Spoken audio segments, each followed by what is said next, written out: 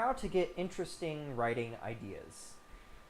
When we have some ideas for writing, where do they come from? And how do we get more of them? And how do we make those ideas interesting? The way I come up with ideas for books is I first think about kind of a general concept I want to have for the book. And I try and flesh out some characters and settings and scenes.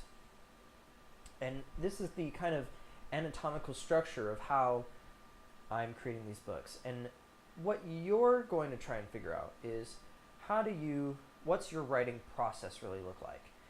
Is it sort of just sit down and start typing?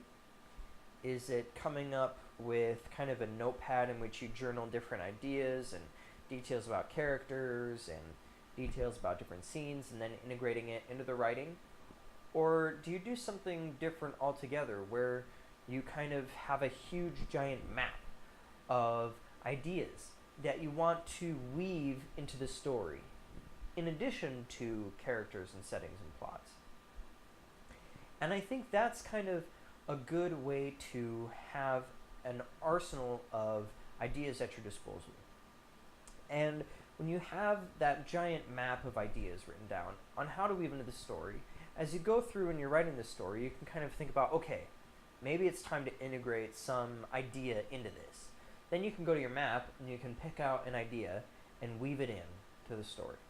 And I think that'll provide for a lot of unexpected turns in your writing, which wouldn't have occurred otherwise if you didn't have this arsenal of ideas at your disposal. Because as you go through this story, it'd be like a line, and you'd be creating this story from one dimension, and it would just be sort of continuing throughout your brain, and there wouldn't really be any randomness to it or unexpected elements.